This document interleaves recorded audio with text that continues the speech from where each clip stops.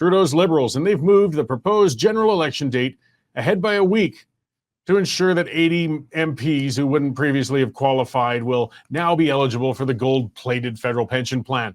Now, the Liberals are claiming they moved this date because it clashes with a religious holiday. That's a load of crap, guys. Come on. We've known the date of that religious holiday, for probably a few thousand years. They suddenly realized now that was the date? Of course not. No, they realized something else has happened. So what's changed? Well, the Liberals are facing the reality that they haven't a hope of winning the next election. Their poll numbers have collapsed, and they continue to migrate downwards. Even if they unload their wildly unpopular leader, they likely can't keep the ship from sinking.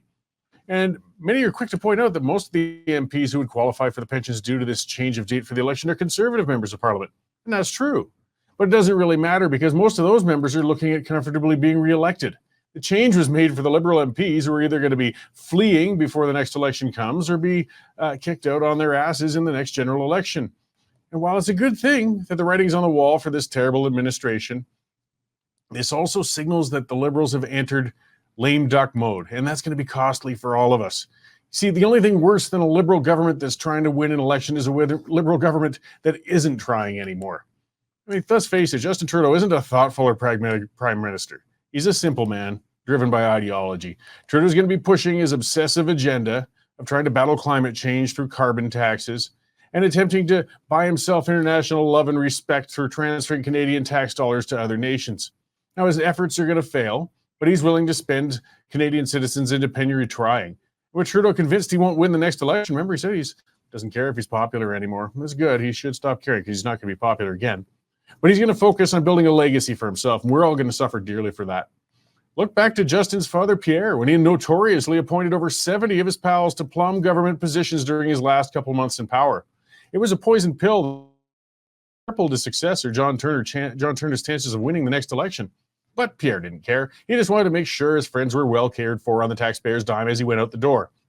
Now, if Pierre Trudeau did that much damage in a couple of months as a lame duck leader, just think of what Justin's going to do with a year and a half to play with. Cabinet ministers will be doing the same. We can expect a flurry of sole-sourced contracts to well-connected Liberal companies. Yeah, I know that's been happening for years, but now that the party has lost hope of re-election, they're going to become even more bold and blatant with their influence peddling and favors for friends. Liberal cronies are going to be jammed into high-paying positions within Crown corporations, and if those positions run out, I won't be shocked to see if we have new Crown corporations formed in the next year and a half. We're going to see more judges, ambassadors, countless special envoys with high-paying roles but indeterminate agendas or obligations. They're going to get appointed to things all over. Things are looking bad in Canada right now economically and socially, but prepare for them to get worse. We got where we are today through the actions of a government that was trying, albeit poorly, to implement policy while garnering favor among citizens. Now we face a year and a half of governance from a government that no longer even ostensibly cares what we think. We're about to acutely feel the pain of a system that gives people no means of imposing accountability upon governments between elections. Even if Trudeau's support dropped to 5% nationally, we're stuck with him. He either chooses to step down or calls an election.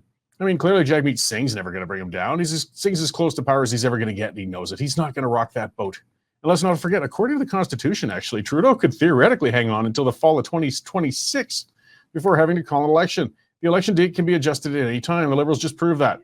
Sunny ways are long gone. Trudeau said as much in his clumsy and awkward way recently when he said it's not his job to be popular as he tried to defend his failing carbon tax.